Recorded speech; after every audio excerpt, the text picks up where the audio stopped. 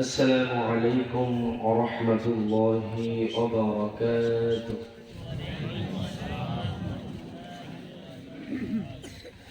إن الحمد لله الذي خلق الإنسان وكرم بأشراف المخلوقات، فسبحان الذي علم بالقلم، علم الإنسان ما لم يعلم. نستعينه ونستغفره ونتوب إليه، ونعوذ بالله من شرور أنفسنا ومن سيئات أعمالنا. من يهد الله فهو المهتدي، ومن يضلل فأولئك هم الخاسرون.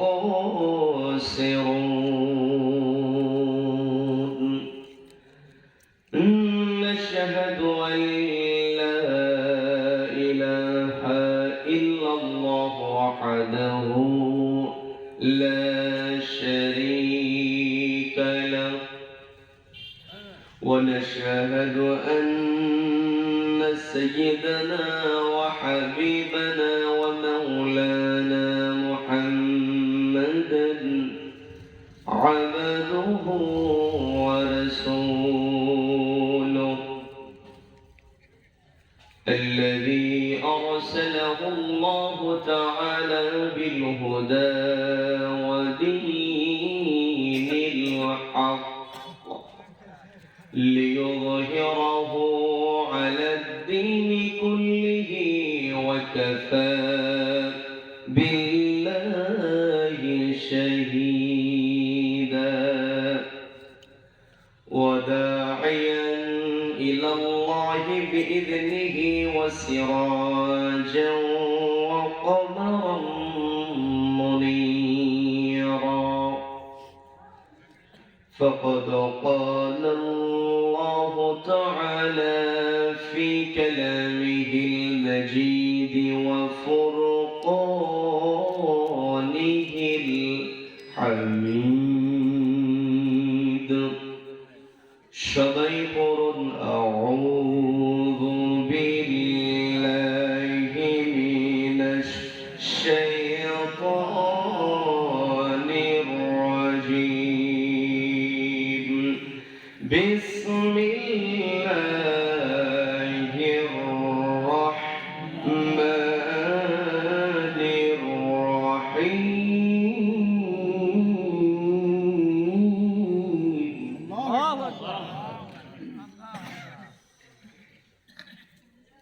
يا أيها الذين آمنوا هل أدلكم على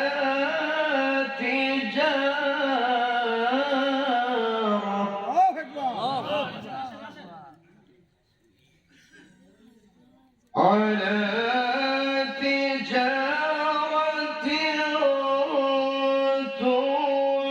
تنجيكم من عذاب أليم.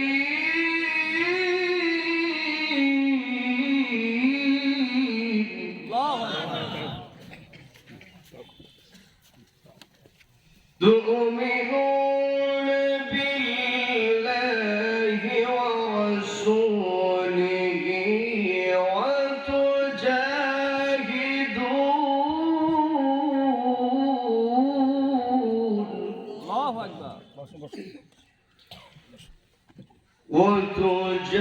وتجاهدون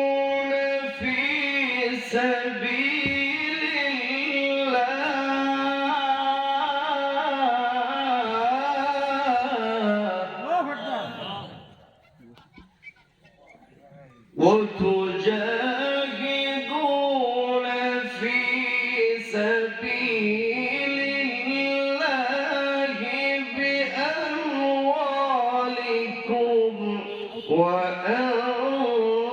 وأنفسكم ذلكم خير لكم إن كنتم تعلمون.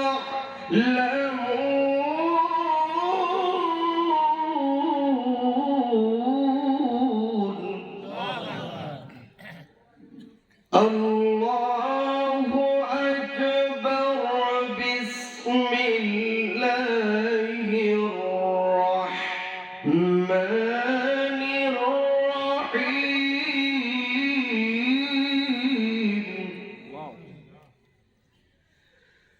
إن الله وملائكته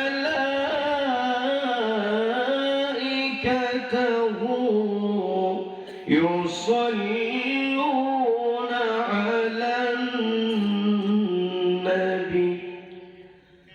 يا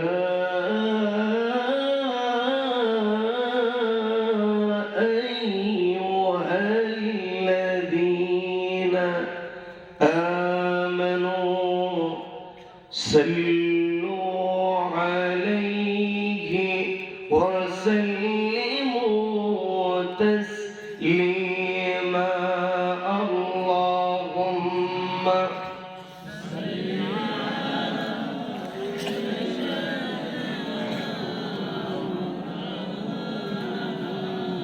وعلى آله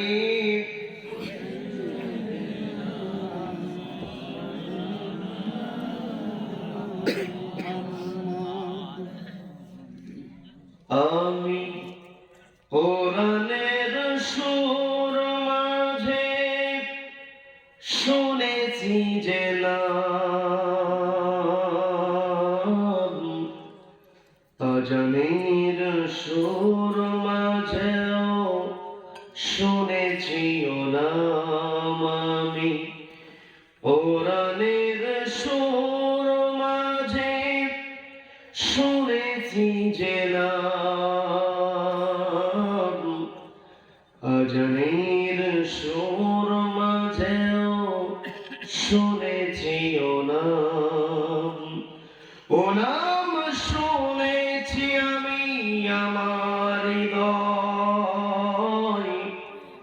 হে রাসূল নবীজি তোমায়,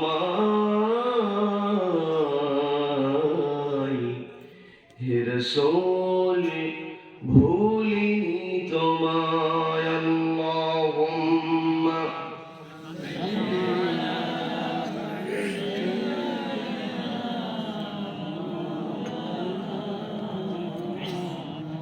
وعلى آله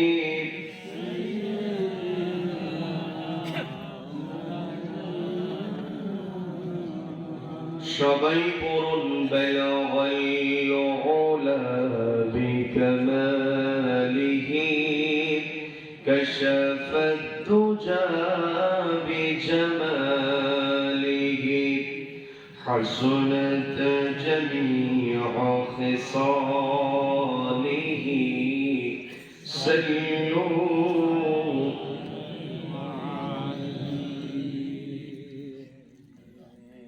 বাংলাদেশের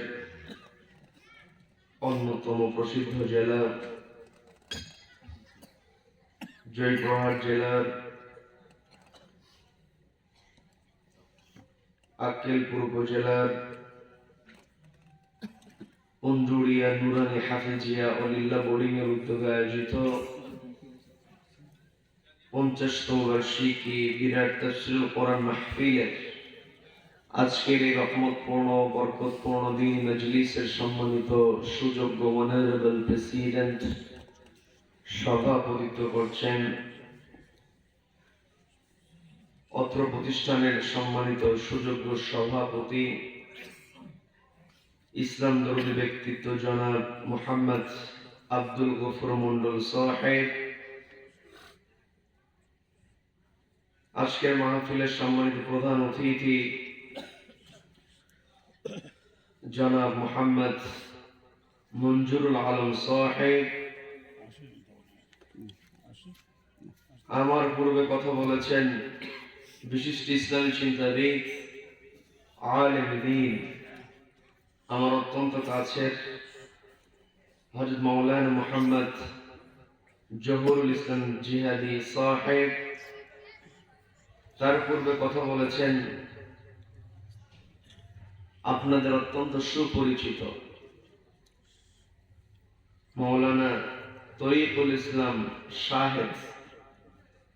আপনাদের পরিচিত মানে আমাদেরও পরিচিত, এমন কোনো বক্তা নাই যে ওকে চেনে না, বলি আলহামদুলিল্লাহ। সহ উপস্থিত রয়েছেন হযরত উলামায়ে কেরাম, মঞ্চে উপস্থিত রয়েছেন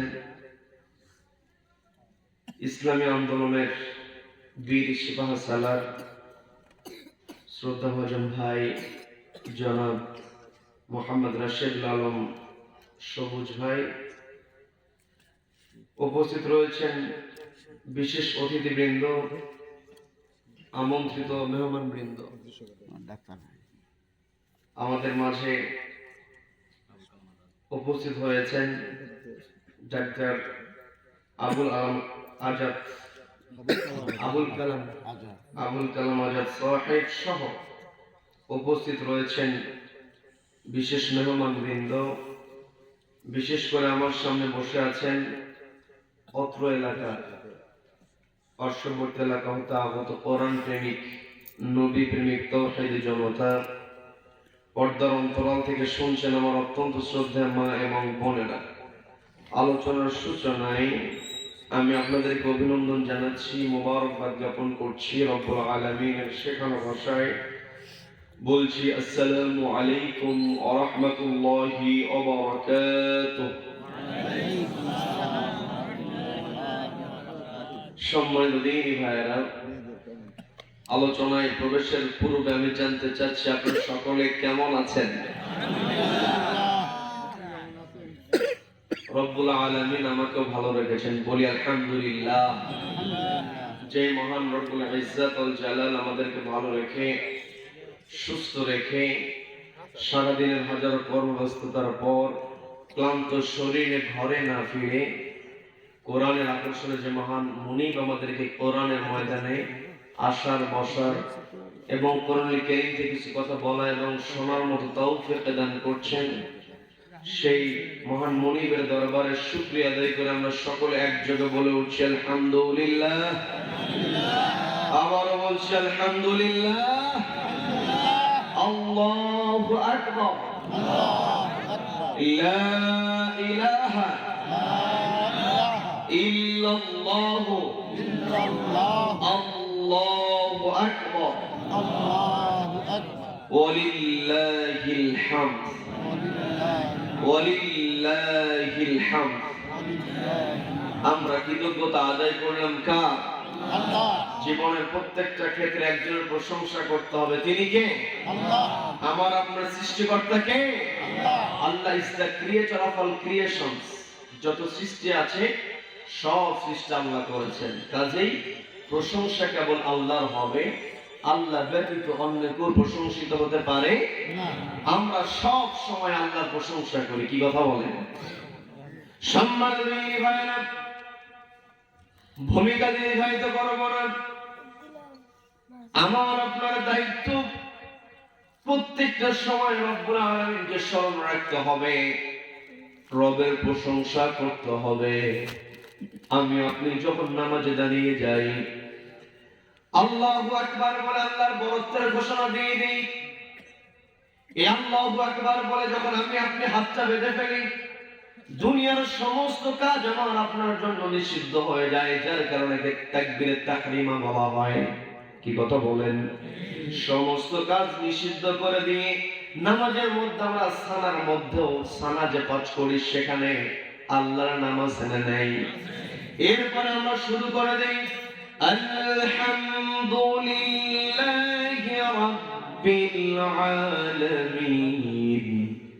সমস্ত প্রশংসা কেবলমাত্র জগৎ সমূহের প্রতিপালক আল্লাহর জন্য। কথা বলেন ঠিক কিনা? আলহামদুলিল্লাহি রাব্বিল আলামিন। আল্লাহ হলেন জগৎ সমূহের প্রতিপালক। এই যে আমি আপনি প্রতিনিয়ত নামাজের শুরুতেই প্রত্যেকটা রাকাতে আল্লাহকে স্মরণ করছি, প্রশংসা করছি, আল্লাহর কথা বলছি। আল্লাহ হলেন জগৎ সমূহের প্রতিপালক। আমি আপনি যখন আল্লাহর প্রশংসা করব, তখন আমি আপনি যদি আল্লাহর বরত্বের কথা স্মরণ করতে পারি, আমার আপনার অন্তরে কখনো অহংকার থাকবে না। কি কথা বলেন?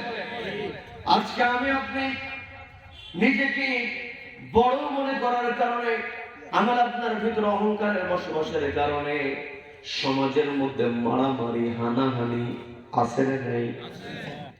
অথচ আমি আপনি নামাজের মধ্যে বলে ফেলি আলহামদুলিল্লাহি রাব্বিল আলামিন। আল্লাহ হলেন জগৎ সমূহের প্রতিপালক।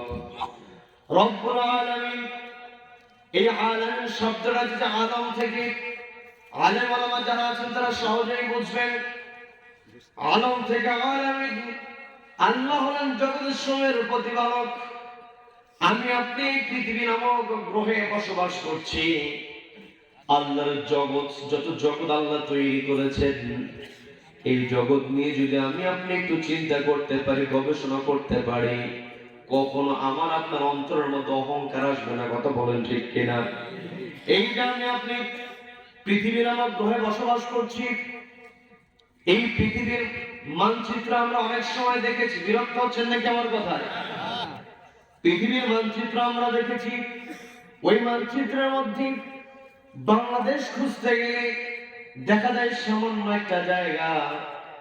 আবার বাংলাদেশের যে মানচিত্র আছে, ওই মানচিত্রের মধ্যে জয়পুরহাট জেলাকে একেবারে ছোট দেখা যায়। জয়পুরহাটের ম্যাপের মধ্যে গিয়ে আমি আপনি পুন্ডুরিয়া জায়গা যদি খোঁজার চেষ্টা করি, সহজেই খুঁজে পাবো না। কথা বলেন ঠিক কিনা? খুঁজে পাওয়া সম্ভব না। এই যে দেখেন, পুন্ডুরিয়ার তুলনায় জয়পুরহাট বড়, জয়পুরহাটের তুলনায় গোটা বাংলাদেশ বড়, বাংলাদেশের তুলনায় পৃথিবীটা অনেক বড়। আমার আপনার কাছে পৃথিবীকে অনেক বড় মনে হতে পারে, কিন্তু বিজ্ঞানীরা যে তথ্যটা দিয়েছে, এই পৃথিবীতে আমরা বসবাস করছি, এই পৃথিবীতে আমরা যে বসবাস করছি, পৃথিবীতে বেঁচে থাকার জন্য সবচাইতে বড় যে উপাদান আমাদের দরকার, সেটা হলো আলোর প্রয়োজন। কি কথা বলেন? আলো, অর্থাৎ এই পৃথিবীতে যে আলো আছে সূর্য থেকে আসে। কি কথা বলেন?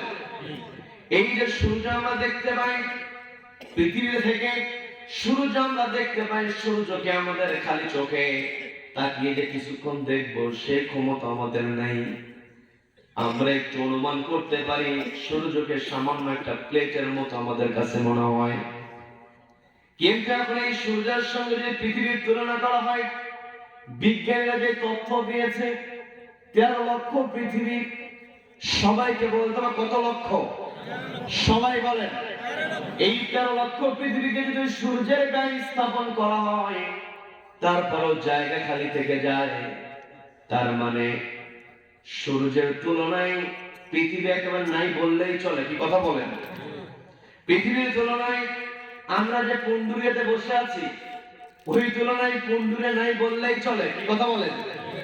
পৃথিবীকে আমাদের কাছে অনেক বড় মনে হয়, কিন্তু আমি আপনি নামাজের মধ্যে যখন বলছি আলহামদুলিল্লাহি রাব্বিল আলামিন, সমস্ত প্রশংসা জগৎ সমূহের প্রতিপালক আল্লাহর জন্য।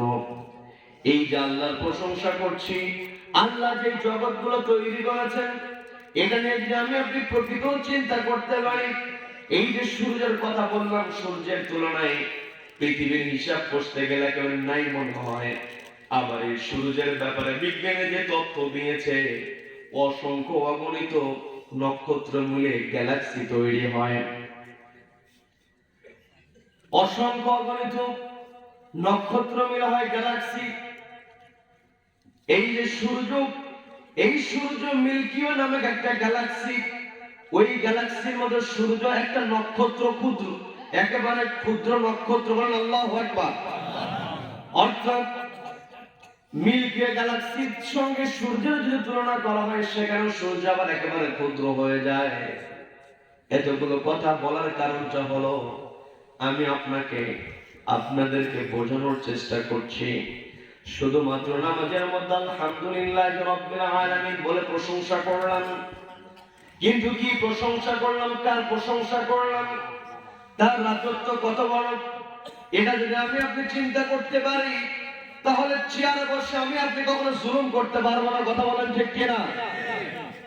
সামান্য একটা চেয়ার পেয়ে যায়, নিজেকে অনেক বড় মনে করে, কাউকে কেয়ার করে না। চেয়ারে বসার সঙ্গে সঙ্গে তার একটাই চিন্তা, মরণ পর্যন্ত চেয়ারটা কেমন করে আমার রাখা যায়। চিন্তা আছে না নাই? কি কথা বলেন? কিন্তু আমি আপনি তো বলেই দিলাম আলহামদুলিল্লাহ রাব্বিল আলামিন। আল্লাহ হলেন জগতের সময়ের প্রতিপালক, আল্লাহ হলেন জগতের সময়ের প্রতিপালক, তাই সবকিছুর কর্তৃত্ব। আল্লাহ যেটা পান, আল্লাহ যেটা চান সেটাই করতে পারেন। কি কথা বলেন? এই পৃথিবীতে আল্লাহ রাব্বুল আলামিন আমাকে আপনাকে হয়তো ছাড় দিতে পারেন, কিন্তু ছেড়ে দেবেন না। আমি আপনি যদি সীমা লঙ্ঘন করি, আমাকে আপনাকে ধরে ফেলবেন। যখন ফেরাউন সীমা লঙ্ঘন করেছিল, আল্লাহ রাব্বুল আলামিন মুসা আলাইহিস সালাতু ওয়াস সালামকে অর্ডার দিয়ে বলেন, ইযহাব ইলা ফিরাউন ইন্নাহু তাগা, চলে যাও ফেরাউনের কাছে, ইন্নাহু তাগা, নিশ্চয় সে সীমা লঙ্ঘন করেছে। ফেরাউন সীমা লঙ্ঘন করেছিল, যার কারণে রব্বুল আলামিন ওই সীমা লঙ্ঘনকারী ফেরাউনকে পানির মধ্যে চুবিয়ে মেরে আজ মিশরের জাদুঘরের সুটকি বানিয়ে রেখেছেন। কথা বলেন। এই যে কথাগুলো বলার একটাই কারণ হলো, আমি আপনি যদি অন্তরে প্রকৃতভাবে আল্লাহকে লালন করতে পারি, আল্লাহর ব্যাপারে যদি আমি আপনি ধারণা রাখতে পারি, তাহলে এই পৃথিবীর লোক শয়তান কখনো ওয়াসওয়াসা দিয়ে আমাকে আপনাকে পদস্খলন ঘটাতে পারবে না। এই জন্য আমার আপনার সবার আগে রবকে চিনতে হবে। কি কথা বলেন? কি কথা বলেন? রবকে চিনতে হবে। আল্লাহকে যে চিনতে পেরেছে, সে মানুষের কখনো ক্ষতি করবে না, নিজের ক্ষমতা টিকিয়ে রাখার জন্য সে অন্যকে হত্যা করবে না। কথা বলেন। যারাই নিজের ক্ষমতা, নিজের সম্মান, নিজের মর্যাদাকে নিজেই প্রকাশ করতে চায়, তারা কখনো আল্লাহর বান্দা হতে পারে না, তারা কখনো আল্লাহর ভালোবাসার বান্দা হতে পারে না।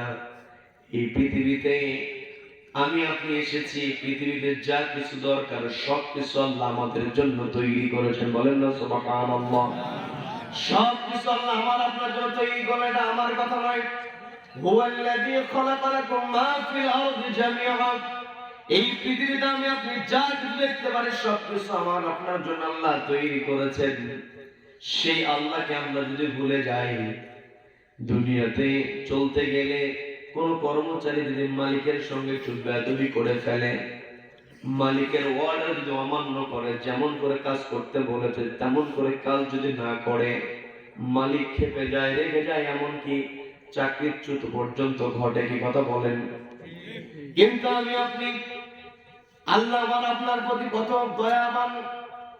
রব্বুল আলামিন, রব্বুল অর্থ লালন পালনকারী।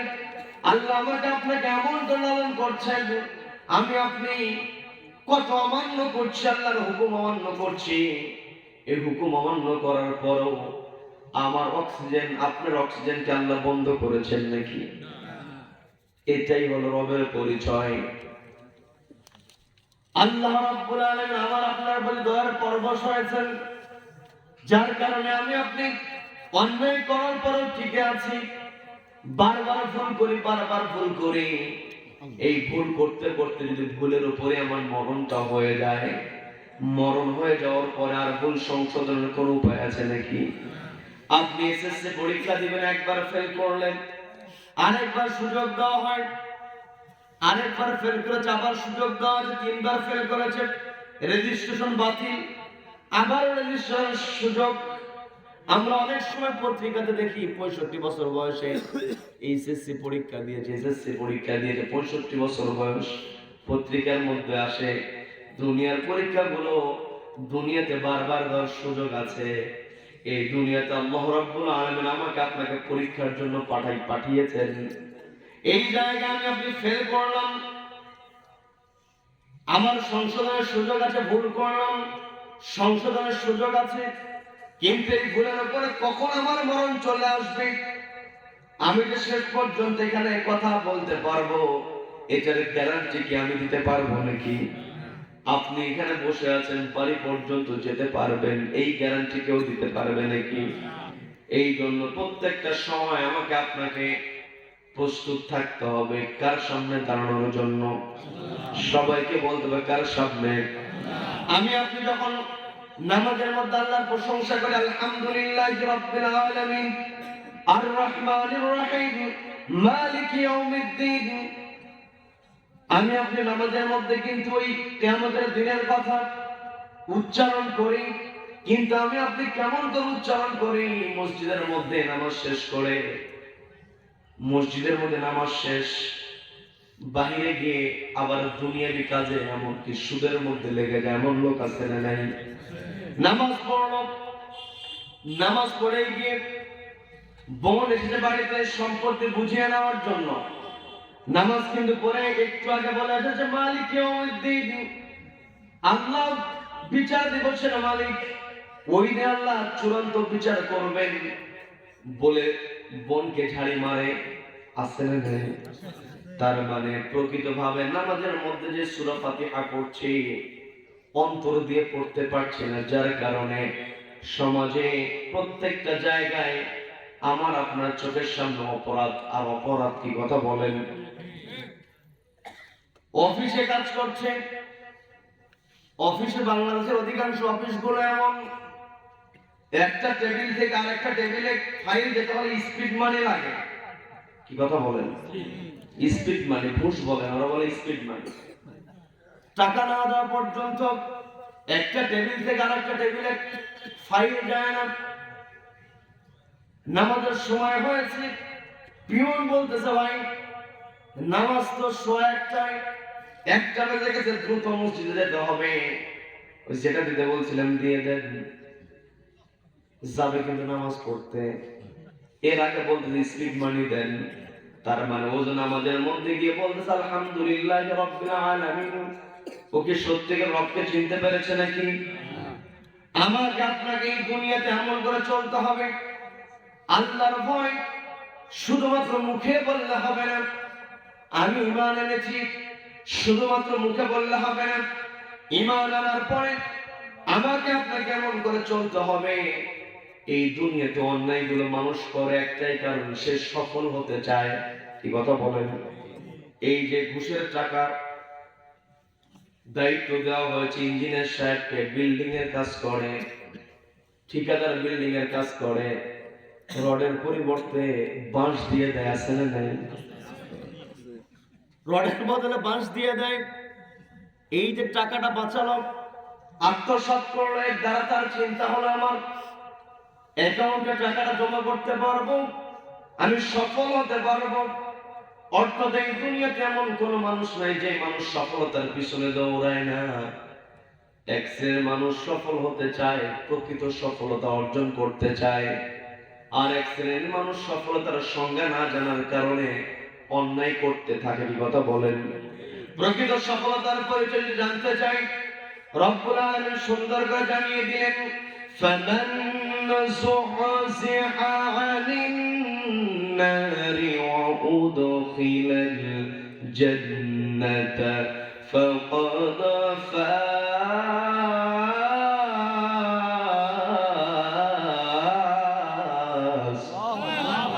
আল্লাহ বলেন ফামান যুহযিহা আনিন নার, যেই ব্যক্তি নিজেকে জাহান্নামের আগুন থেকে দূরে সরিয়ে রাখতে পারবে, যুহযিহা ওয়া উদখিলাল জান্নাত, এবং জান্নাতে প্রবেশ করতে পারবে, ফাকাদ ফাজ, ওই ব্যক্তি হলো প্রকৃত সফল। Saving from hell fire is the real success, entering to the paradise is the real success. আমি আপনাকে সফলতার পরিচয় ভুলে যাওয়ার কারণে অন্যায়গুলো করে ফেলছি। যত বড় সম্পত্তির মালিক আমি আপনি হই না কেন, এই পৃথিবী ছেড়ে আমাকে আপনাকে গিয়ে ওই মাটির নিচেই থাকতে হবে। কথা বলেন ঠিক কিনা? যত দামি টাইলস আমি আমার ঘরে, আপনি আপনার ঘরে লাগান না কেন, যত দামি কাঠের তৈরি খাট আপনি তৈরি করেন না কেন, এগুলো ছেড়ে চলে যেতে হবে। যেই জায়গাটা চূড়ান্ত জায়গা, ওই জায়গাতে অর্থাৎ চূড়ান্ত জায়গায় সফলতা অর্জন মানেই হলো জান্নাতে প্রবেশের যোগ্যতা অর্জন করা। কি কথা বলেন? জান্নাতে প্রবেশ করতে হলে নিজেকে আগে জাহান্নাম থেকে দূরে সরিয়ে রাখতে হবে। যেন আল্লাহ বললেন, যেই ব্যক্তি নিজেকে জাহান্নামের আগুন থেকে দূরে সরিয়ে রাখতে পারবে, এবং জান্নাতে প্রবেশ করতে পারবে, ফাকাদ ফাজ, ওই ব্যক্তি হলো প্রকৃত সফল। এখন কোরআনকে যদি প্রশ্ন করা হয়, কোরআন বলে দাও কিভাবে নিজেকে জাহান্নামের আগুন থেকে বাঁচাতে হয়, কোরআনকে প্রশ্ন করলে কোরআন জবাব দিতে পারে কি পারে না? এই কোরআন এমন কোন বিষয় না যেটা আল্লাহ উল্লেখ করেন না। বলেন আল্লাহু আকবার। তিবিয়ানান লিকুল্লি শাই, পবিত্র কোরআনের 61 নম্বর সূরা, আমি আমার আলোচনার সূচনায় 61 নম্বর সূরা থেকে 11 নম্বর 12 নম্বর আয়াতে কারিমা তেলাওয়াত করেছি। যে আয়াতের শুরুতে আল্লাহ রাব্বুল আলামিন ডাক দিয়ে বলছেন, ইয়া আইয়ুহাল্লাযীনা আমানু হাল আদুল্লুকুম আলা তিজারাতিন তুনজিকুম মিন আযাবিন আলীম।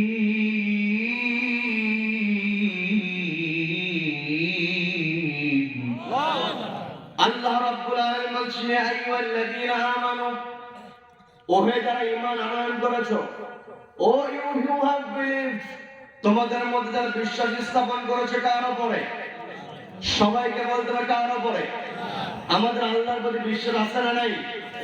আল্লাহ রাব্বুল আলামিন বলছেন, ওহে যারা ঈমান আনয়ন করেছো, হাল আদুল্লুকুম আলা তিজারা, আমি কি তোমাদেরকে এমন একটি ব্যবসার সন্ধান দেব নাকি, তুনজিকুম মিন আযাবিন আলীম, যে ব্যবসা তোমরা করতে পারলে তুনজিকুম তোমাদেরকে বাঁচিয়ে দেবে মিন আযাবিন আলীম, জাহান্নামের যন্ত্রণাদায়ক শাস্তি থেকে তোমাদেরকে বাঁচিয়ে দেবে। এমন ব্যবসার কথা কি আমি বলবো? এই প্রশ্নটা করছেন কে? সবাইকে বলতে প্রশ্নটা করছেন কে? আল্লাহ প্রশ্ন করে বলছেন, আমি কি তোমাদের কি এমন একটি ব্যবসার সন্ধান দেব যে ব্যবসা করলে তোমরা নিজেদেরকে জাহান্নামের আগুন থেকে বাঁচাতে পারবে? আল্লাহ নিজেই প্রশ্ন করলেন। প্রশ্ন করে আল্লাহ নিজে জবাব দিয়ে বলছেন, তুমিনুনা বিল্লাহি ওয়া রাসূলিহি ওয়া তুজাহিদুনা ফি সাবিলিল্লাহি বিআমওয়ালিকুম ওয়া আনফুসিকুম, যালিকুম খায়রুল লাকুম ইন কুনতুম তা'লামুন।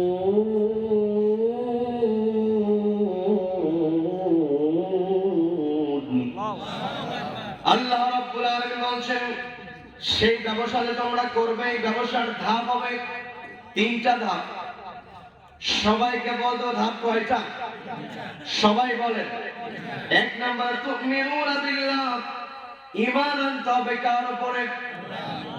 2 নাম্বার, রাসূলিহি, রাসূলের প্রতি বিশ্বাস স্থাপন করতে হবে। প্রথম ধাপ হলো আল্লাহর প্রতি ঈমান, দ্বিতীয় ধাপ হলো রাসূলের প্রতি বিশ্বাস।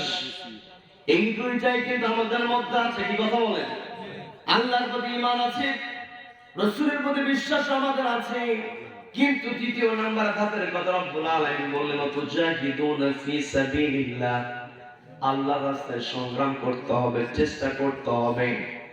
তুজাহিদুনা জাহাদুন থেকে এসেছে, চেষ্টা করতে হবে। এই চেষ্টাটা বিভিন্ন সময় বিভিন্ন রকমের হতে পারে। যেমন আমি আপনি রাতের বেলা এই মাহফিল শেষ করে ঘুমিয়ে যাব, মাহফিল শেষ করে বাড়িতে গিয়ে ঘুমিয়ে পড়লাম, অন্য দিনের তুলনায় আজকে একটু ঘুমাতে দেরি হবে। কি কথা বলেন? চোখের মধ্যে ঘুম ঘুম ভাব বেশি থাকবে। অন্য দিন ফজরে উঠতে আমার আপনার চোখে যেমন ঘুম, আজকে কিন্তু তার চেয়ে বেশি থাকবে। কি কথা বলেন? ওই জায়গাতে আমার প্রচেষ্টাটা হবে, মুজাহাদা হবে। অন্য দিনের তুলনায় আমাকে আপনাকে আরো শক্ত হতে হবে। চোখের মধ্যে ঘুম আসতে পারে, ওই ঘুমটাকে পাশ কাটিয়ে উঠে নামাজে দাঁড়িয়ে যেতে হবে। এটাও কিন্তু আল্লাহর রাস্তায় টিকে থাকা। কি কথা বলেন? কারণ আল্লাহ তো বললেন আল্লাহু আকবার, আল্লাহু আকবার। আল্লাহর বরত্বের ঘোষণা মুয়াজ্জিন দিয়ে দিল। মূলত মুয়াজ্জিন যে ডাকতেছে কার অর্ডারে? সবাইকে বলবে কার অর্ডারে? ওই অর্ডার আমাকে আপনাকে শুনতে হবে, মানতে হবে। ওই রকম গেল নামাজের ক্ষেত্রে। আবার আমার আপনার চোখের সামনে অন্যায় সংঘটিত হয়, ওই অন্যায় দেখার পরে আমার আপনার দায়িত্ব হলো ওই জায়গাতে যে জিহাদটা আমাকে করতে হবে, জাহাদা যেটা করতে হবে, মুজাহাদা যেটা করতে হবে, ওই অন্যায়কে ঠেকিয়ে দিতে হবে। কি কথা বলেন? কি বিরক্ত হচ্ছেন নাকি? আমার আপনার দায়িত্ব তুজাহিদুনা ফি সাবিলিল্লাহ, আল্লাহর রাস্তায় আমাকে আপনাকে টিকে থাকতে হবে। এই যে আল্লাহর রাস্তায় আমি আপনি টিকে থাকবো, এই টিকে থাকার জন্য আল্লাহ বলেন বি আমওয়ালিকুম ওয়া আনফুসিকুম, আল্লাহর রাস্তায় টিকে থাকার জন্য যদি মাল ব্যয় করতে হয়, অর্থ ব্যয় করতে হয়, অর্থ দিতে হবে। যদি আল্লাহর রাস্তায় টিকে থাকতে গিয়ে জীবন চলে যায়, জীবনও দিতে হবে। কি কথা বলেন? কি কথা বলেন? এই জায়গাতে আমাদের আপত্তি হয়ে যায়। আমি আপনি মনে করি আমি তো ৫ ওয়াক্ত নামাজ আদায় করছি, সকাল সন্ধ্যা জিকির করছি, টাকা পয়সা আছে দান সদকা করছি, হজ করার সামর্থ্য আছে, হজে যাচ্ছি, এই কাজগুলো করে আমি আপনি মনে করি হয়তো আমি আপনি বেঁচে গেলাম। কিন্তু না, এই পৃথিবীতে যখন যেইভাবে আল্লাহ চলতে বলেছেন সেইভাবে আমাকে চলতে হবে। একাকি পাশ কাটিয়ে চলার আমার কোনো উপায় নাই। এই পৃথিবীতে আল্লাহ রাব্বুল আলামিন আমাকে আপনাকে পাঠিয়েছেন, এই পৃথিবীতে আমাকে আপনাকে এমন করে চলতে হবে। নবীজি স্পষ্ট জানিয়ে দিলেন মান জাআলাহু আমামাহু কাদাহু ইলাল জান্নাহ, মান জাআলাহু, যেই ব্যক্তি বানিয়ে নিতে পারবে জাআলাহুল কুরআন, এই কোরআনকে আমামাহু তার ইমাম, কাদাহু ইলাল জান্নাহ, এই কোরআন তাকে আল্লাহ জান্নাতে প্রবেশ করায় দেবেন। সুবহানাল্লাহ। তার মানে প্রকৃত সফলতা জান্নাতে যদি আমি আপনি প্রবেশ করতে চাই, তাহলে এই কোরআনকে সামনে রেখে আমাকে আপনাকে চলতে হবে। এই কোরআনের বিকল্প অন্য কোন পন্থা আমার আপনার অবলম্বন করার কোন উপায় আছে নাকি? এই কোরআনের জন্য যদি আমার অর্থ ব্যয় করতে হয়, অর্থ দিয়ে দিতে হবে। এই কোরআনের জন্য যদি আমাকে জীবন দিতে হয়, জীবনটাও দিয়ে দিতে হবে। নবীজির সাহাবী হযরত বেলাল রাদিয়াল্লাহু তাআলা তিনি আল্লাহর প্রতি ঈমান এনেছেন। আল্লাহর প্রতি ঈমান আনার কারণে বেলাল রাদিয়াল্লাহু তাআলাকে উত্তপ্ত বালির উপরে শুইয়ে দেওয়া হয়েছে।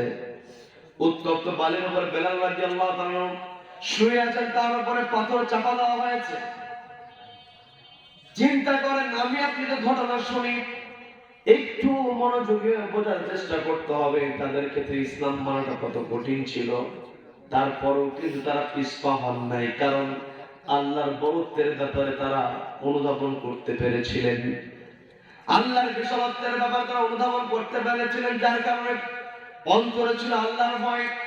যেই ব্যক্তির অন্তরে আল্লাহর ভয় থাকবে, আল্লাহ বললেন ইয়া আইয়ুহাল্লাযীনা আমানু তাকুল্লাহা ওয়াল তানজুর নাফসুম মা قدمت لغد واتقوا الله إن الله خبير بما تعملون.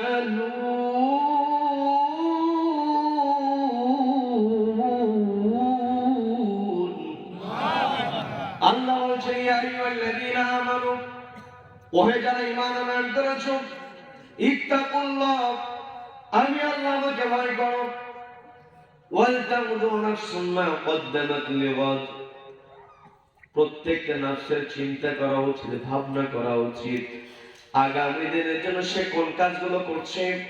তার মানে এই পৃথিবীতে আমি আপনি যে কাজগুলো করছি, এই কাজের উপরে আমার আপনার সফলতা নির্ভর করছে। কি কথা বলেন? কাজগুলো যদি জান্নাতের পথের কাজ হয়, তাহলে আমি আপনি প্রকৃত সফল হতে পারবো। আর আমার আপনার কাজগুলো যদি জান্নাতের পথের না হয়, তাহলে ওই জাহান্নামে যদি আমাকে আপনাকে যেতে হয়, ওই জাহান্নামে আমার আপনার ঠিকানা যদি হয়ে যায়, তাহলে আমি আপনি ব্যর্থ। কি কথা বলেন? আমাকে আপনাকে সফল হতে হলে আল্লাহর ভয় অন্তরে আনতে হবে। আল্লাহর ভয়, আল্লাহর মহব্বত যার অন্তরে আছে, ওই ব্যক্তি তুজাহিদুনা ফি সাবিলিল্লাহ, আল্লাহর রাস্তায় তার পক্ষে টিকে থাকা সম্ভব। আল্লাহর রাস্তায় টিকে ছিলেন নবীজির সাহাবীরা। বেলাল রাদিয়াল্লাহু তাআলা আনহু হাজার অত্যাচার করে তাকে ইসলাম থেকে দূরে সরিয়ে নিতে পারে নাই। খুবাইব রাদিয়াল্লাহু তাআলা ফাঁসিতে ঝুলিয়ে দেওয়া হয়েছে। নবীজি সাহাবীদেরকে নিয়ে যুদ্ধের ময়দানে পর্যন্ত গিয়েছেন। কি কথা বলেন? আমার আপনার নামাজের ক্ষেত্রে শীতের সঙ্গে পাল্লা দিয়ে আমি আপনি হেরে যাই, ফজরের নামাজ যেতে পারি না। অথচ নবীজির সাহাবীরা নিজের পরিবার থেকে বিদায় নিয়েছেন, বলেছেন যুদ্ধের ময়দানে যাচ্ছি, দোয়া করো। স্ত্রী দোয়া করছেন আপনি যেন গাজী হয়ে ফিরতে পারেন। স্বামী বলছে উল্টা দোয়া করো না, আমি তো শহীদ হয়ে যাব। আল্লাহু আকবার। তাদের কেমন তামান্না ছিল! আজ পৃথিবীতে আমরা লক্ষ্য করেছি, একবার গ্রেফতার হয়, সেখানে রিমান্ডে নেওয়া হয়, যার ইসলামী আন্দোলন করতে পারবে না, জামিন হয়ে জামিনে বের হওয়ার পরে নিজের পরিবারের সঙ্গে দেখা করার পূর্বে ইসলামী আন্দোলন নেতার সঙ্গে দেখা করে, এমন রেকর্ড আছে না নাই? তার মানে এই পৃথিবীতে যারা আল্লাহর প্রতি ঈমান আনতে পেরেছে, রাসূলের মহব্বত যারা অন্তরে ঢুকাতে পেরেছে, তারা আল্লাহর জমিনে একমাত্র আল্লাহর রাস্তায় তারা চলবে। তুজাহিদুনা ফি সাবিলিল্লাহি বিআমওয়ালিকুম ওয়া আনফুসিকুম। এরপর আল্লাহ বলেন যালিকুম খায়রুল লাকুম, এটাই হবে তোমাদের জন্য কল্যাণকর। ইন কুনতুম তা'লামুন, তোমরা যদি অনুধাবন করতে পারতে। তার মানে আমাকে আপনাকে অনুধাবন করতে আল্লাহ বলে দিয়েছেন। নবীজির সাহাবীরা কেমন ছিলেন? নবীজি মক্কায় দাওয়াত দিলেন, কাফেররা সহ্য করতে পারল না। দিন দিন যখন নবীজির হাতে ইসলাম রেখে মুসলমানের সংখ্যা যখন বাড়তে লাগলো, একটা পর্যায়ে তারা ষড়যন্ত্র করলো, নবীজিকে তারা হত্যা করবে। নবীজির বাড়ি তারা ঘেরাও করেছে। রব্বুল আলামিন বলছেন, ওগো নবী আপনি স্মরণ করুন সেই সময়ের কথা। وَإِذْ يَمْكُرُ بِكَ الَّذِينَ كَفَرُوا لِيُثْبِتُوكَ أَوْ يَقْتُلُوكَ أَوْ يُخْرِجُوكَ وَيَمْكُرُونَ وَيَمْكُرُ اللَّهُ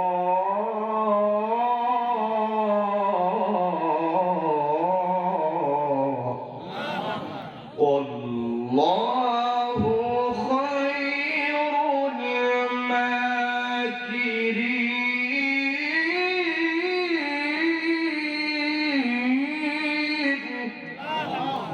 আল্লাহ রাব্বুল আলামিন নবী স্মরণ করুন সেই সময়ের কথা। ওয়াইদ ইয়ামকুরু বিকাল্লাযীনা কাফারু, যখন কাফেররা আপনার বিরুদ্ধে ষড়যন্ত্র করেছিল। এক নম্বর ষড়যন্ত্র লিউথবিতুক, আপনাকে বন্দী অবস্থায় রেখে দিয়েছিল। দুই নম্বর ইয়াকতুলুক, আপনাকে হত্যা করতে চেয়েছিল। তৃতীয় নম্বর ষড়যন্ত্র ছিল ইখরিজুক, আপনাকে ঘর বাড়ি ছাড়া করেছে, মক্কা থেকে মদিনায় হিজরত করতে আপনি বাধ্য হয়েছিলেন। স্মরণ করুন সেই সময়ের কথা। আল্লাহ রাব্বুল আলামিন কোরআনে কোট করে দিয়েছেন 8 নম্বর সূরা আনফালের 30 নম্বর আয়াত আল্লাহ রাব্বুল আলামিন সুন্দর করে তুলে ধরলেন। তার মানে এই পৃথিবীতে আমি আপনি তুজাহিদুনা ফি সাবিলিল্লাহ, আল্লাহর রাস্তায় সংগ্রাম করতে চাই, আল্লাহর রাস্তায় টিকে থাকতে চাই, আল্লাহর বিধানের বিরুদ্ধে যেই কখনো কোনো কথা বলবে, ওই বিধানের বিরুদ্ধে কথা বললে আমার ভিতরে যদি ঈমান থাকে, যারা এই কোরআনের বিরুদ্ধে কথা বলবে, কোরআনকে নিয়ে নবীজিকে নিয়ে কটূক্তি করবে, আমার আপনারা তখন তুজাহিদুন, এই দায়িত্ব পালন করা হলো, ওটার প্রতিবাদ করতে হবে। কথা বলেন, কি কথা বলেন? নবীজির সাহাবীরা নবীজিকে এমন করে ভালোবেসেছেন, যুদ্ধের ময়দানে নবীজির সামনে দাঁড়িয়ে গিয়েছেন, শত্রু পক্ষ থেকে তীর ছুঁড়ে মারা হচ্ছে, নবীজিকে আঘাত লাগতে দিচ্ছেন না, তীরগুলো নিজের দেহের মধ্যে নিয়েছেন। কি কথা বলেন? কারণ তাদের অন্তরে নবীজির ভালোবাসা ছিল। আবার নবীজি যখন মক্কা থেকে মদিনায় চলে গেলেন, মদিনাতে যাওয়ার পরে কাফেররা তখনও কিন্তু ষড়যন্ত্র বন্ধ করে নাই। নবীজির বিরুদ্ধে তাদের ষড়যন্ত্র অব্যাহত ছিল। নবীজি মক্কা থেকে মদিনায় গিয়ে মদিনার লোকদের কাছে যখন ইসলামের প্রচার চালিয়ে যাচ্ছিলেন, এই মক্কার লোকেরা কখনো সহ্য করতে পারছিল না। তারা একটা যুদ্ধের ডাক দিয়ে দিল, বদর যুদ্ধ। লম্বা ঘটনা আমি বলবো না, আপনারা ঘটনা জানেন। কিন্তু তুজাহিদুনা ফি সাবিলিল্লাহ, আল্লাহর রাস্তায় সংগ্রাম করা, এই গুরুত্ব বোঝাতে গিয়ে আমি আপনাদেরকে বলার চেষ্টা করছি। সেটা হলো বদর যুদ্ধে যখন মুসলমানের অংশগ্রহণ করবে, মুসলমানদের তেমন কোনো ট্রেনিং নাই, মুসলমানদের কাছে কোনো অস্ত্র নাই, মুসলমানদের বাহন ঘোড়া উট এগুলো কিছুই নাই। ট্রেনিং কোথা থেকে দিবে? নিজের খাবারটাই ঠিক মতো জোটে নাই, সব কিছু ছেড়ে মক্কা থেকে মদিনায় চলে গিয়েছেন। ওই সমস্ত সাহাবীদেরকে নবীর যুদ্ধের জন্য যখন প্রস্তুত গ্রহণ করলেন, নবীর সাহাবীদের মধ্যে কাদেরকে নিয়ে যাওয়া যাবে? সবাইকে তার যুদ্ধে নিয়ে যাওয়া যায় না। এই যে আমার দেশি পুলিশ যখন নিয়োগ দেওয়া হয়, আর্মিতে বিজিবিতে নিয়োগ দেওয়ার সময় কিন্তু লাইনে দাঁড় করিয়ে দেওয়া হয়, সেখান থেকে বাছাই করে করে নেওয়া হয়। কি কথা বলেন? কি কথা বলেন? কিন্তু কষ্ট নিয়ে বলতে হয়, ওই লাইনে দাঁড়ানোর পূর্বে যারা লক্ষ লক্ষ টাকার বান্ডিল দিতে পারে, চাকরি কেবল ওদেরই হয়। কি কথা বলেন? আবার যারা ক্ষমতায় বসে, ওদের চিন্তা থাকে যাকে তাকে তো নেওয়া যাবে না, যে আমার কথা শুনবে, আমার কথায় যে গুলি করবে তাকেই নিয়োগ দিতে হবে। কি কথা বলেন? এই জন্য আমরা দেখেছি এই জালিম স্বৈরাচার তার ক্ষমতা টিকিয়ে রাখার জন্য শেষ দিন পর্যন্ত গুলি বর্ষণ করেছে। একটা পুলিশের ভিডিও আমরা দেখেছি, ওই কুলাঙ্গার পুলিশ আরেকজন মন্ত্রীকে বলছে, কুলাঙ্গার মন্ত্রীও শুনতেছে। পুলিশ বলতে, স্যার গুলি করে একটাকে, ওই একটাই যায়, বাকি থেকে যায়। বলেছে। কি কথা বলেন? কি কথা বলেন? ওরা চেয়েছিল ক্ষমতা টিকিয়ে রাখার জন্য, আমার পছন্দ মতো লোককে নিয়োগ দিব, আমাকে টিকিয়ে রাখবে। কিন্তু সকল ক্ষমতা সকল রাজত্ব কার হাতে? সকলকে বলতে হবে কার হাতে? আল্লাহ রাব্বুল আলামিন ক্ষমতা থেকে নামানোর জন্য বড় শক্তি ব্যবহার করেন না। রব্বুল আলামিন ফিরাউনকে মারলেন পানির মধ্যে, নমরুদকে মারলেন মশা দিয়া, আব্রাহাকে মারলেন ছোট্ট ছোট্ট আবাবিল পাখি দিয়া। আর আবু জাহেল নবীর সঙ্গে সবচেয়ে বেশি ষড়যন্ত্র করেছে ওই বদর যুদ্ধে। আল্লাহ চাইলে বড় কোন মুজাহিদকে দিয়ে ওই আবু জাহেলকে শায়েস্তা করতে, কিন্তু আল্লাহ তা করলেন না। দুই ছোট্ট ভাই মাআজ আর মুআজ, দুই ছোট্ট শিশুর কাছে ওই আবু জাহেলকে আল্লাহ ধরাশায়ী করে দিয়েছেন। কথা বলেন? ঠিক তেমন এই বাংলাদেশে দীর্ঘদিন বিরোধীদেরকে দমন করার জন্য যে নির্যাতন চালিয়েছিলেন ফেরাউন, ওকে আল্লাহ তার চেয়ার থেকে নামিয়ে দেওয়ার জন্য বড় কোনো শক্তি ব্যবহার করেন নাই। নিরস্ত্র ছাত্র জনতাকে সামনে দিয়েছেন, ও পালাতে বাধ্য হয়েছে। কি কথা বলেন? তার মানে এই জায়গা থেকে আমার আপনার শিক্ষা নিতে হবে, সব কিছু আল্লাহ নিয়ন্ত্রণ করেন, ওই আল্লাহকে সন্তুষ্ট করার চেষ্টা করতে হবে। যদি আল্লাহকে সন্তুষ্ট করতে পারি, তেমন কোনো বড় বাহিনীর প্রয়োজন হয় না। বদর যুদ্ধে নবীজি সাহাবী কাদেরকে নেবেন? সবাইকে নেওয়া যাবে না, যারা যুদ্ধ করতে পারবে এদেরকেই নিয়ে যেতে হবে। নবী যখন সাহাবী সংগ্রহ করছেন, মুজাহিদ কাদেরকে নিয়ে যাবেন নবীজি তালিকা করছেন। এমত অবস্থায় নবীজির সামনে একজন সাহাবী হাজির হয়েছে, নাম হলো রাফি ইবনে খাদিজ রাদিয়াল্লাহু তাআলা আনহু। বয়স হলো 14 বছর। সবাইকে বলতে হবে কত বছর? পর্দার মা বোনেরা শুনছেন, কানটা একটু খাড়া করে শুনবেন। 14 বছর বয়সী সাহাবী রাফি ইবনে খাদিজ রাদিয়াল্লাহু তাআলা নবীজির সামনে দাঁড়িয়েছেন। নবীজি মুস্কি হাসি দিয়ে বলতেছেন, কি রাফি যুদ্ধে যাবে নাকি? রাফি বলছে, ইয়া রাসূলুল্লাহ, ইয়া হাবিবাল্লাহ, আপনি যদি অনুমতি দিতেন আমি অবশ্যই যেতাম। নবীজি বলছেন, তুমি তো ছোট মানুষ, এখনো এমন ক্রাইসিস হয় না যে এই বয়সে তোমাকে যুদ্ধের ময়দান নিয়ে যেতে হবে। কাজে এই মুহূর্তে তোমার যুদ্ধের ময়দানে যাওয়ার দরকার নেই, তুমি বাড়ি ফিরে যাও। যখন ছোট্ট সাহাবীকে নবীজি নিষেধ করলেন, সাহাবীর মনটা খারাপ হয়েছে। নবীজি সান্ত্বনা দিয়ে বলছেন, তুমি যুদ্ধে যাওয়ার জন্য যে নিয়ত করেছো, এই নিয়ত করার কারণে যুদ্ধে অংশগ্রহণ করলে যে সব তোমার আমলনামায় হতো, সেই সব নিয়ত করার কারণে তুমি পেয়ে যাবে। আল্লাহু আকবার।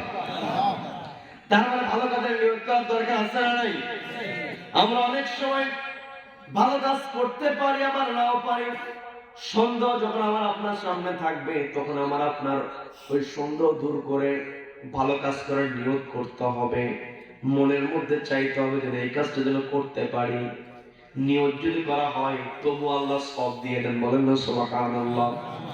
সাহাবী যুদ্ধের ময়দানে যেতে পারলেন না। নবী যুদ্ধের ময়দানে সাহাবীদেরকে নিয়ে গিয়েছেন। সাহাবীরা দুর্বল ছিল, অস্ত্র ছিল না, ট্রেনিং ছিল না, তারপর ওই কাফেরদের সঙ্গে সাহাবীদেরকে বিজয় দান করেছেন কে? সাহাবীরা বিজিত হওয়ার পরে ওই বদরের প্রান্ত থেকে মদিনায় চলে এসেছেন, আনন্দের বন্যা বয়ে গিয়েছে। কারণ নবীর সাহাবীরা যখন বিজয় পেয়েছেন, তাদের মধ্যে ঈমানের শক্তি আরো বেড়ে গিয়েছে। কি কথা বলেন? তাদের যে দৃঢ়তা ছিল, এমনিতেই তো আল্লাহ সন্তুষ্ট ছিলেন। কারণ আল্লাহ রাব্বুল আলামিন যাদের অন্তরে আল্লাহর ভয় থাকে, আল্লাহর প্রতি তাওয়াক্কুল থাকে, আল্লাহ তাদের প্রতি তত খুশি হয়ে যান। বিজয় লাভের পরে গোটা দুনিয়ার মধ্যে বিশেষ করে তৎকালীন সময় রোম পারস্য তারা ছিল ক্ষমতাধর। যেমন আমরা পরাশক্তি বলি, ওই পরাশক্তি রোম পারস্য মক্কার কুরাইশদেরকে বারবার উস্কানি দিতে লাগলো। কি ব্যাপার, তোমরা তোমাদের কাছ থেকে রাতের অন্ধকারে যারা পালিয়ে গিয়েছে এদের কাছে হেরে গেছো, তোমাদের তো মান সম্মান থাকে না, তোমাদেরকে নিয়ে সমালোচনা হচ্ছে, তোমরা তো একেবারে অবহেলিত হয়ে যাচ্ছ। কাজে তোমাদের শ্রেষ্ঠত্ব ধরে রাখার জন্য আবার আক্রমণ করো। এইভাবে যখন বারবার উস্কানি দেওয়া হচ্ছিল, 1 বছরের মাথায় ওই কাফেররা একটা যুদ্ধের ডাক দিয়েছিল। যুদ্ধের নাম হলো উহুদ যুদ্ধ। সবাইকে বলতে হবে যুদ্ধের নাম কি? সবাই বলেন। উহুদ যুদ্ধের যখন ডাক এসেছে, নবীজি আবারও সাহাবীদেরকে নিয়ে যাবেন। এই তথ্য যখন ওই যে রাফি ইবনে খাদিজ রাদিয়াল্লাহু তাআলা আনহু বদর যুদ্ধের সময় বয়স ছিল 14 বছর, উহুদ যুদ্ধে বয়স হয়েছে কত বছর? বদর যুদ্ধে ছিল 14, উহুদে কত? 15 বছর বয়স। সাহাবী যখন শুনতে পারলেন নবী আবারও উহুদের প্রান্তরে যুদ্ধ করার জন্য বাড়ি থেকে বের হয়েছেন, নবীর কাছে যাবেন, হঠাৎ তার মনে হয়ে গেল আমি তো 1 বছর পূর্বে নবীর কাছে গিয়ে অনুমতি পাই নাই, কারণ আমার বয়স কম। অল্প বয়স হওয়ার কারণে নবীজি তো আমাকে অনুমতি দেন নাই। এখন যদি আমি নবীজির কাছে যাই, নবীজি হয়তো আমাকে বয়স কম হওয়ার কারণে অনুমতি নাও দিতে পারেন। চলে গেছেন তার মামার কাছে। মামার কাছে গিয়ে শুরুতেই মামাকে প্রশ্ন করছেন, মামা আমি যে ভালো তীর নিক্ষেপ করতে পারি এটা কি আপনার জানা আছে নাকি? মামা এখন প্রশ্ন করছে, কি ব্যাপার, কথা নাই বার্তা নাই, তুমি আমাকে ওই কথা কেন জিজ্ঞাসা করো? তুমি যে ভালো তীর নিক্ষেপ করতে পারো এটা তো সবাই জানে, এখন আবার আমাকে নতুন করে জিজ্ঞাসা করার কারণটা কি? ওই 15 বছর বয়সী রাফি ইবনে খাদিজ রাদিয়াল্লাহু তাআলা তার মামাকে বলছেন, আমি তো গত বছরে বদর যুদ্ধে যাওয়ার জন্য নবীজির কাছে অনুমতি চেয়েছি। অল্প বয়স হওয়ার কারণে নবীজি আমাকে অনুমতি দেয় নাই। আবার শুনলাম উহুদ যুদ্ধের ডাক এসেছে, আমি যে নবীজির কাছে যাই, নবীজি হয়তো আমাকে অনুমতি নাও দিতে পারেন, কিন্তু আপনি তো আমার মামা, আমার অভিভাবক, আমার বয়স কমের কারণে নবী যখন আমাকে অনুমতি দিবে না, তখন যদি আপনি আমার সুপারিশ করে বলেন আমার ভাগিনের বয়স কম কিন্তু ভালো তীর নিক্ষেপ করতে পারে, আপনি যদি আমার যোগ্যতা দিয়ে নবীজির কাছে সুপারিশ করেন, নবীজি হয়তো আমাকে যুদ্ধে যাওয়ার অনুমতি দিবে। বলেন আল্লাহু আকবার। 15 বছর বয়স। ও আমার পর্দার মা বোনের কানকে একটু খাড়া করে শোনেন। অনেক সময় মারা বলে এত অল্প বয়সী ছেলেকে নামাজের জন্য প্রেশার দেওয়ার কি দরকার? বলে কি বলে না? ওই সবেমাত্র বয়স হয়েছে 12 বছর 14 বছর, মাত্র ইন্টারমিডিয়েট পাস করলে এখন আমাদের জন্য এত বলতে হবে কেন? বয়স হয়ে গেলে একটা সময় এমনি নামাজ পড়বে, এমন কথা অনেক মায়েরা বলে, অনেক বাবারা বলে, আসছে না নেই? আপনার সন্তানকে তো আপনি ছোট থেকেই নার্সিং করবেন। নবীজি স্পষ্ট বলে দিয়েছেন, যখন বয়স 7 হবে নামাজের ট্রেনিং দিতে হবে। কি কথা বলেন? আমার পর্দার মা বোনেরা, কানকে একটু খাড়া করে শোনেন, বোঝার চেষ্টা করেন। আপনি বড় দায়িত্বশীল, পরিবারের দায়িত্ব মায়ের উপরে আছে না নাই? নবীজি বললেন, আলা কুল্লুকুম রাঈন, তোমরা জেনে রেখে দাও, তোমরা সবাই দায়িত্বশীল। ওয়া কুল্লুকুম মাসউলুন আন রাইয়াতিহি, তোমাদের সকলকে তোমাদের দায়িত্ব সম্পর্কে জিজ্ঞাসা করা হবে। মা, আপনি মা হয়েছেন, সন্তানকে আপনি এত ভালোবাসলেন, সন্তানকে মহব্বত করলেন, কিন্তু সন্তানকে নামাজের শিক্ষা দিলেন না, সন্তানকে নামাজের জন্য বাধ্য করলেন না। সন্তানের সিদ্ধান্ত যদি জাহান্নাম হয়ে যায়, ওই দিন আল্লাহকে বলবো, আল্লাহ রব্বানা আরিনা, ওগো আল্লাহ আমাদেরকে দেখায় দাও। যারা আমাদেরকে দুনিয়াতে পথভ্রষ্ট করেছে, দুনিয়াতে আমাদেরকে সঠিক পথে পরিচালিত করে নাই, ওই সমস্ত পিতামাতা, ওই সমস্ত অভিভাবকদেরকে আল্লাহ তুমি দেখিয়ে দাও। নাজআলহুমা তাহতা আকদামিনা, ওই সমস্ত ব্যর্থ অভিভাবকদের বুকের উপর পা রেখে জাহান্নামে যাব। তার মানে মা, যে সন্তানের ব্যাপারে আপনি চিন্তা করছেন, শীতের মধ্যে সন্তান ওযু করবে, কষ্ট হবে, দুনিয়ার ভালোবাসায় দুনিয়ার শীতকে ভয় করে সন্তানকে ফজর আপনি গিয়ে দেন না, এই সন্তান কিয়ামতের ময়দানে আপনার বিরুদ্ধে অভিযোগ করবে কার কাছে? এই জন্য পর্দার মা বোনদের দৃষ্টি আকর্ষণ করে বলবো, আমি প্রায় জায়গাতে একটা কথা বলে থাকি, মা বোনদেরকে লক্ষ্য করে কথা আমি এই জন্য বলি, মা আপনি যদি নামাজি হয়ে যান, আপনাকে দেখে আপনার সন্তান নামাজ শিখে যাবে। আপনি যদি সত্যবাদী হন, আপনাকে দেখে আপনার সন্তান সত্য কথা বলবে। দেখবেন পরিবারে মা যদি নামাজি হয়, মা ওযু বানিয়ে নামাজ পড়ে, ছোট্ট বাচ্চা প্রত্যেকদিন দেখে আমার মা নামাজ পড়ে, যায় নামাজ বিষয়, ছোট্ট মানুষ কোনটা রুকু, কোনটা সিজদা, কোনটা কিয়াম, কোনটা বৈঠক, সে ছোট্ট মানুষ বোঝে না। কিন্তু প্রত্যেকদিন সে একটা বিষয় লক্ষ্য করে দেখে, আমার মা যায় নামাজের উপরে কপালটা জমিনে ঠেকে সিজদা দেয় কাকে? প্রত্যেকদিন সিজদা দেওয়ার দৃশ্য দেখতে দেখতে ওই সন্তানের মনের মধ্যে একটা আকাঙ্ক্ষা চলে আসে। মা যেমন সিজদা দেয়, ওই সন্তানের মধ্যে একটা আগ্রহ জেগে যায়। আমরা বাড়ির মধ্যে এমন দৃশ্য দেখেছি, সন্তান 2.5 বছর 3 বছর মায়ের নামাজ সে প্রত্যেকদিন দেখে। একটা দিন এমন দৃশ্য আমাদের চোখের সামনে চলে আসে, মা যায় নামাজ বিছিয়ে দিয়েছে, যায় নামাজ দাঁড়িয়ে মা নামাজ আদায় করবে। ছোট্ট সন্তান মাকে সুযোগ না দিয়ে 2.5 বছরের বাচ্চা ওই যায় নামাজের উপরে গিয়ে সেজদা দেওয়া শুরু করে। দৃশ্য আছে না নাই? সবাইকে কথা বলতে হবে, দৃশ্য আছে না নাই? তার মানে আপনি নামাজ না পড়েন, আপনার ওই ছোট্ট বাচ্চা নামাজ পড়া কেমনে শিখবে? কি কথা বলেন? এই জন্য আপনাকে নামাজ পড়তে হবে, আপনাকে কোরআন তেলাওয়াত করতে হবে। আজকে কষ্ট করে বলতে হয়, প্রচন্ড শীতের মধ্যে সন্তানকে কিন্ডারগার্টেন নিয়ে যায়, মোজা পরায়, হাত মোজা, পাও মোজা, কেটস একেবারে বুট লাগায় দিয়া সন্তানকে শীতের মধ্যে স্কুলে নিয়ে যায়। ফজরের আগে থেকে সন্তানের টিফিন বানানো শুরু করে, সন্তানের টিফিন তৈরি করে সূর্য ওঠার আগে, কিন্তু নামাজ পড়ে না। এইরকম ব্যর্থ মা আছে না নাই? মা, আপনাকে দৃষ্টি আকর্ষণ করে বলছি, আপনার বড় দায়িত্ব, আপনাকে নামাজ পড়তে হবে। সন্তানকে ছোট থেকে নামাজের শিক্ষা দিয়ে দেন। ওই সন্তান যত বড় অফিসার হোক না কেন, কলমের খোঁজা দিয়ে কখনো সে ঘুষ নেবে না। কথা বলেন? সন্তানকে আপনি ছোট্টবেলাতে কোরআনের শিক্ষা দিয়ে দেন, সন্তানের মনের মধ্যে আল্লাহর ভয় ঢুকিয়ে দেন, ওই সন্তান ইঞ্জিনিয়ার হবে, রডের বদলে বাঁশ দেবে না। কি কথা বলেন? কিন্তু সন্তানকে যদি আপনি আল্লাহর ভয় ঢুকাতে না পারেন, ও তো দুনিয়াতে পকেট ভারীর চেষ্টা করবে।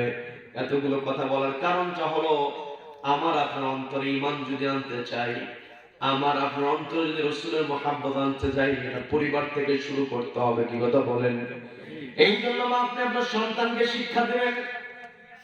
এখানে বাপজানদের দৃষ্টি আকর্ষণ করে বলবো, আপনি যদি নামাজি হন, মসজিদের আযান যখন হয়ে যায়, অনেক সময় আপনি বেখেয়াল হয়ে যাবেন, নামাজের দিকে যাবেন না, আপনার ছোট্ট বাচ্চা প্রত্যেকদিন লক্ষ্য করে আজানের পর আমার বাবা তো নামাজ পড়তে যায়। আপনি যদি বেখেয়ালি হয়ে যান, আপনার ছোট্ট বাচ্চা এসে বললো বাবা আজান দিয়েছে এখনো নামাজ যাও নাই, এমনও কিন্তু আমাদের পরিবারে ঘটে যায়। কি কথা বলেন?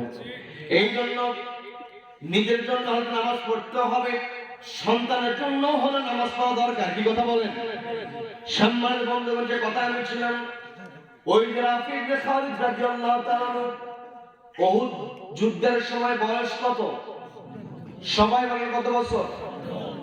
15 বছর বয়সী রাফি ইবনে খালিদ যখন মামার কাছে গিয়ে বলতেছে, মামা নবীর অনুমতি দেয় নাই, আপনি একটু তীরন্দাজি যাবে আমাকে অনুমতির ব্যবস্থা করে দেন। মামাকে সঙ্গে করে নিয়ে রাফি ইবনে খালিদ রাদিয়াল্লাহু তাআলা যখন চলে গেলেন, নবীজি 1 বছর আগে দেখেছিলেন, আবার দেখার পর নবীজি মুস্কি হাসি দিলেন। তার মানে নবীজির চেহারার মধ্যে সবসময় হাসি লেগেই থাকতো। বলেন আল্লাহু আকবার, বলেন আল্লাহু আকবার। আমরা দেখেছি যারা আল্লাহওয়ালা হয়, যাদের সম্পর্ক কোরআনের সঙ্গে থাকে, তাদের চেহারা সবসময় হাসি লেগে থাকে। কি কথা বলেন? কি কথা বলেন? আপনাদেরকে দৃষ্টান্ত দিলে লম্বা করে বলতে হবে না, সংক্ষেপে বলি। আমাদের কোরআনের পাখি, যিনি কোরআনের পাখি বলার সঙ্গে সঙ্গে যার নামটা মনে হয়ে যায়, শহীদ আল্লামা দরুদ্দিন সাইদি রাহিমাহুল্লাহ। অন্তরে আল্লাহর ভয় আছে, তুজাহিদুনা ফি সাবিলিল্লাহ, আল্লাহর রাস্তায় সংগ্রাম করেছেন। যেখানে তিনি কথা বলেছেন সেখানে তিনি কোরআন কায়েমের কথা বলেছেন। কথা বলেন, তুজাহিদুনা ফি সাবিলিল্লাহ, আল্লাহর রাস্তায় সংগ্রাম করতে গিয়ে বন্দী অবস্থায় থেকেছেন। কিন্তু আমরা কখনো তার চেহারার মধ্যে হতাশার ছাপ দেখি নাই। সর্বশেষ যেই দিন তিনি দুনিয়া থেকে বিদায় হয়ে গেলেন, তার পূর্বের দিনে ষড়যন্ত্র করে হত্যার পরিকল্পনা নিয়ে জেলখানা থেকে বের করে নিয়ে হসপিটাল আনা হলো। যখন তাকে অ্যাম্বুলেন্স থেকে নামানো হলো, অ্যাম্বুলেন্স থেকে নামলেন, সকলকে লক্ষ্য করে সালাম দিয়ে তিনি যে হাসিটা দিয়েছেন, কিয়ামত পর্যন্ত তুজাহিদুনা ফি সাবিলিল্লাহ, আল্লাহর রাস্তায় যারা সংগ্রাম করবে, ওই কোরআনের পাখি দেওয়ান সাইদি সাহেবের হাসিটা হলো কিয়ামত পর্যন্ত অনুপ্রেরণা। কথা বলেন ঠিক কিনা? তার মানে আমাকে আপনাকে আল্লাহর পথে টিকে থাকতে হবে, সাহাবাদের জীবনের দিকে তাকিয়ে লক্ষ্য করতে হবে সাহাবায়ে কেরাম কেমন করে চলেছেন।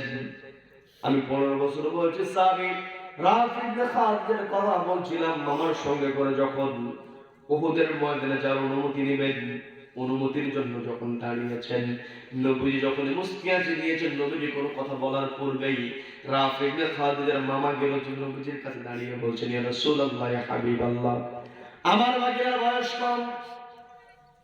আপনার কাছে মনে হতে পারে আমার ভাগিনা যুদ্ধে যেতে পারবেন, অনুপযুক্ত বয়স কমের কারণে আপনি তাকে অনুমতি নাও দিতে পারেন। কিন্তু আপনাকে একটা তথ্য আমি দিই, সেটা হলো আমার ভাগিনার বয়স কম, কিন্তু বয়স্ক মানুষরা আমার ভাগিনার সঙ্গে তীর নিক্ষেপের খেলায় জিততে পারে না।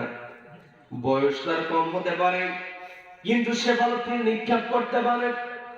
আপনি বয়স বিবেচনা না করে তীরন্দাজ হিসেবে যদি আপনি বিবেচনা করেন, আর আমার ভাগিনাকে যদি আপনি অনুমতি দিয়ে দেন, তাহলে আমার ভাগিনা যুদ্ধের ময়দানে গিয়ে কাফেরদেরকে তীর নিক্ষেপ করে ধরাশায়ী করে দেবেন। আল্লাহু আকবার।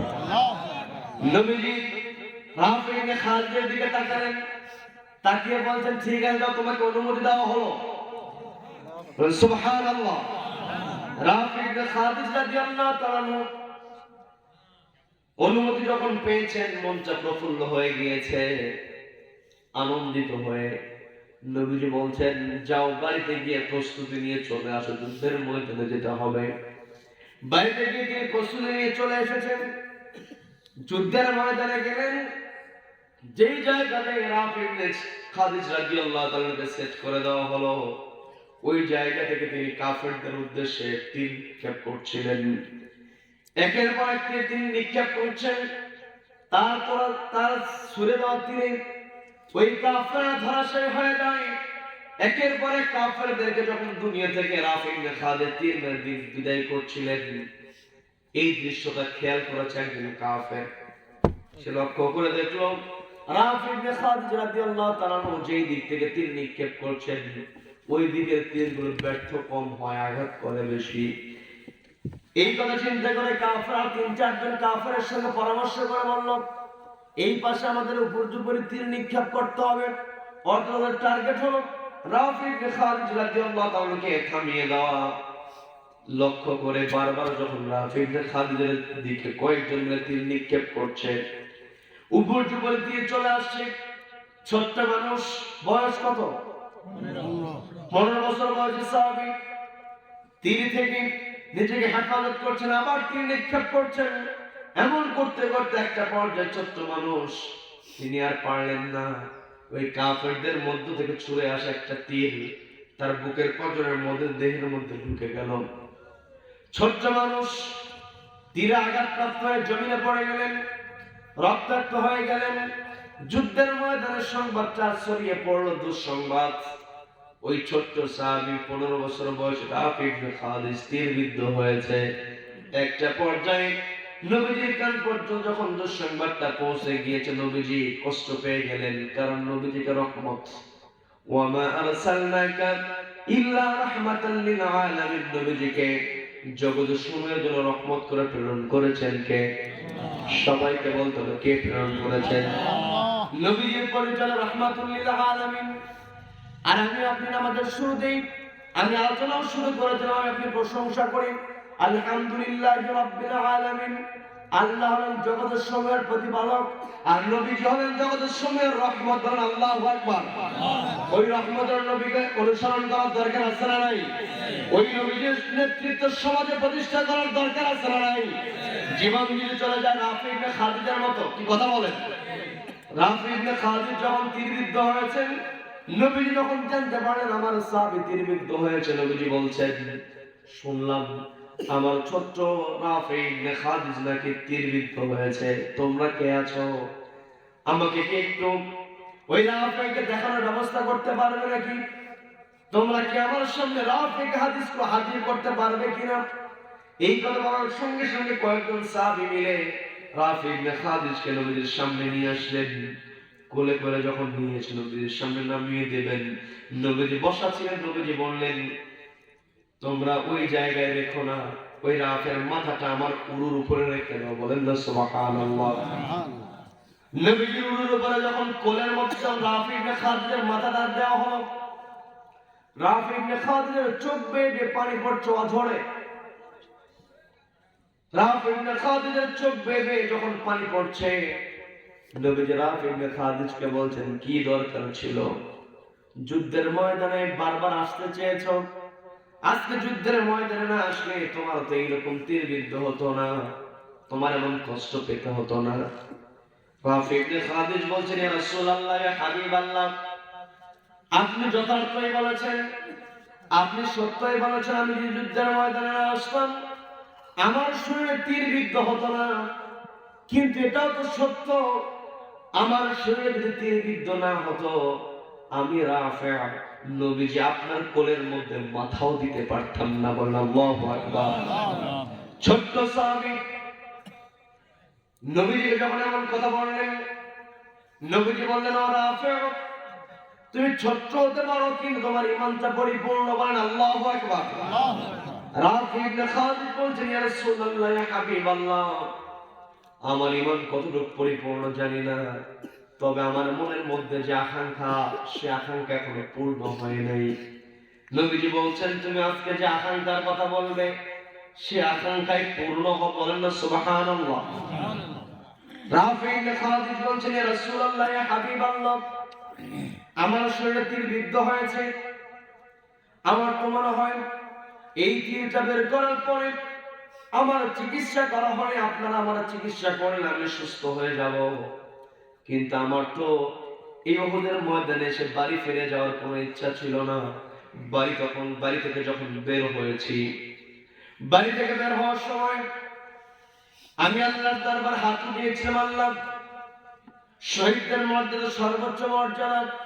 আমি আজকে বাড়ি থেকে বের হচ্ছি, জীবন নিয়ে বাড়ি থেকে বের হচ্ছি, উহুদের ময়দানে আমি শহীদ হতে চাই। কিয়ামতের ময়দানে আমি উহুদের শহীদ হিসেবে উঠতে চাই। আল্লাহু আকবার। এই কথা বলে আমি আল্লাহর কাছে দোয়া করেছি, আমি তো বাড়ি ফিরে যেতে চাই না, আমি তো গাজী হতে চাই না।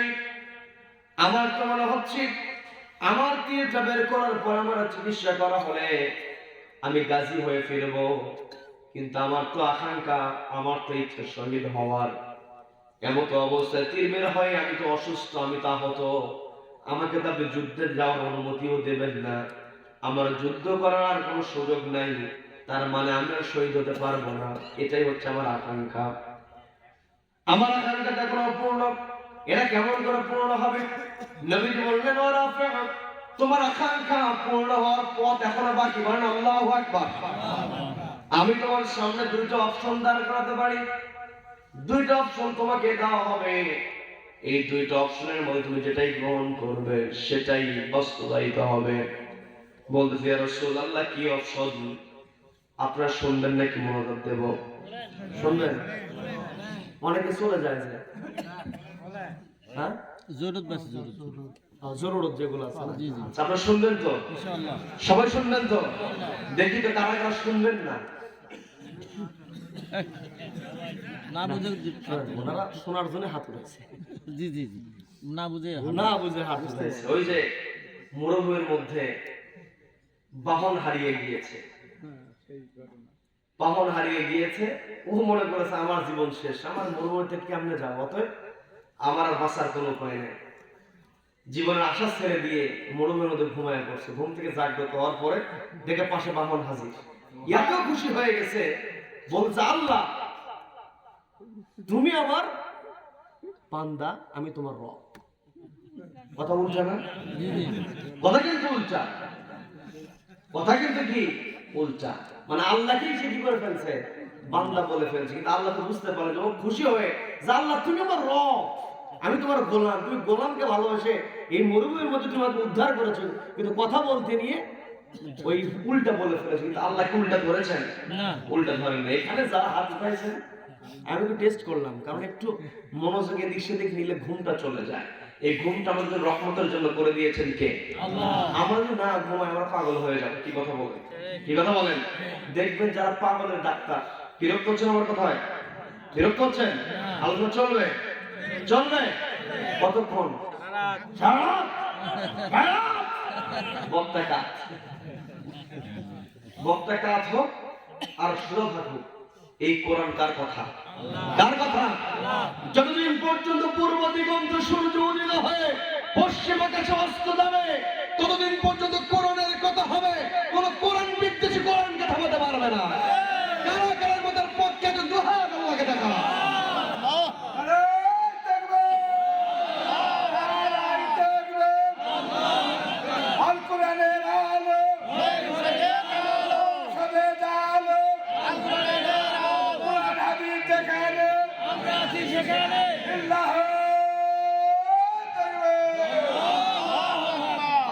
সকলকে কবুল করেন, বলেন আমিন, বলেন আমিন।